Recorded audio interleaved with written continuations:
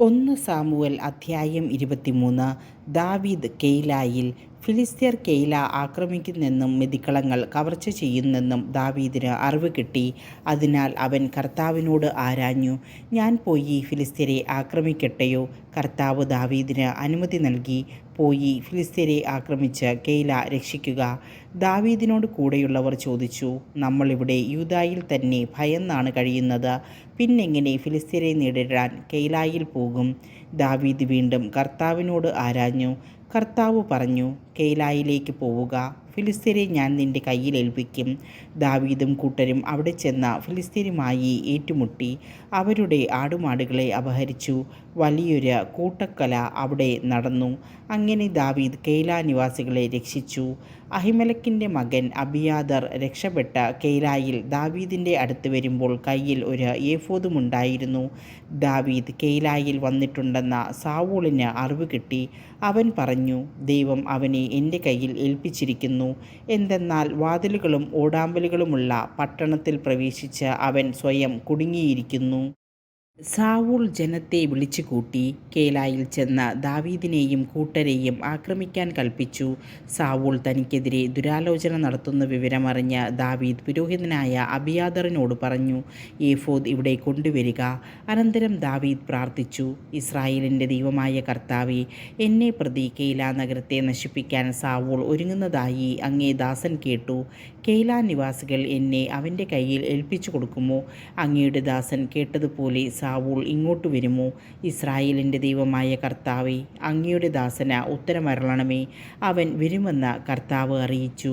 ദാവീദ് ചോദിച്ചു, കെയിലാക്കാർ എന്നെയും എൻ്റെ ആൾക്കാരെയും സാവൂളിൻ്റെ കയ്യിൽ ഏൽപ്പിച്ചു കൊടുക്കുമോ? കർത്താവ് പറഞ്ഞു, അവർ നിന്നെ ഏൽപ്പിച്ചു കൊടുക്കും. ഉടനെ ദാവീദും 600ഓളം വരുന്ന അവൻ്റെ ആൾക്കാരും കെയിലായിൽ നിന്ന് പുറത്ത് കടന്ന് എങ്ങോട്ടെന്നില്ലാതെ യാത്രയായി. കെയിലായിൽ നിന്ന് അവൻ രക്ഷപ്പെട്ടു എന്ന് അറിഞ്ഞപ്പോൾ സാവൂൾ യാത്ര നിർത്തിവെച്ചു. ദാവീദ് സിഫിൽ. ദാവീദ് സിഫ് മരുഭൂമിയിലെ കുന്നുകളിൽ ഒളിസ്ഥലങ്ങളിൽ താമസിച്ചു. സാവൂൾ ദിനംതോറും അവനെ അന്വേഷിച്ചു കൊണ്ടിരുന്നു. എന്നാൽ ദൈവം അവനെ സാവൂളിൻ്റെ കയ്യിലേൽപ്പിച്ചില്ല. തൻ്റെ ജീവനെ തേടിയാണ് സാവൂൾ സഞ്ചരിക്കുന്നതെന്ന് അറിഞ്ഞപ്പോൾ ദാവീദ് ഭയപ്പെട്ടു. അവൻ സിഫ് മരുഭൂമിയിലെ ഹൊറേഷിലായിരുന്നു.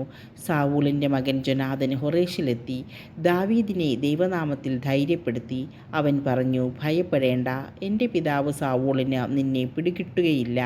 നീ ഇസ്രായേലിൻ്റെ രാജാവാകും. ഞാൻ നിനക്ക് രണ്ടാമനുമായിരിക്കും. എൻ്റെ പിതാവിനും ഇതറിയാം. അവർ ഇരുവരും കർത്താവിൻ്റെ സന്നിധിയിൽ ഒരുടമ്പടി ചെയ്തു. ദാവീദ് ഹൊറേഷിൽ താമസിച്ചു. ജൊനാഥൻ വീട്ടിലേക്ക് തിരിച്ചുപോയി.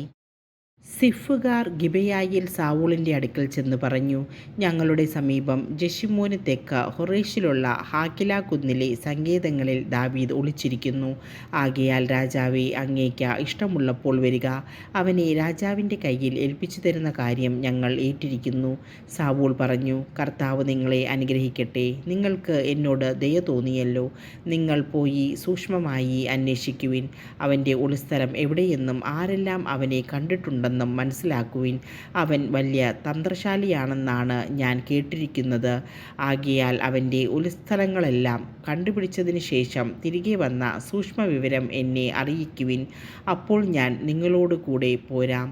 അവൻ നാട്ടിലെവിടെയെങ്കിലും ഉണ്ടെങ്കിൽ യൂദായിലെ ആയിരങ്ങളിൽ നിന്ന് അവനെ ഞാൻ തേടിപ്പിടിക്കും.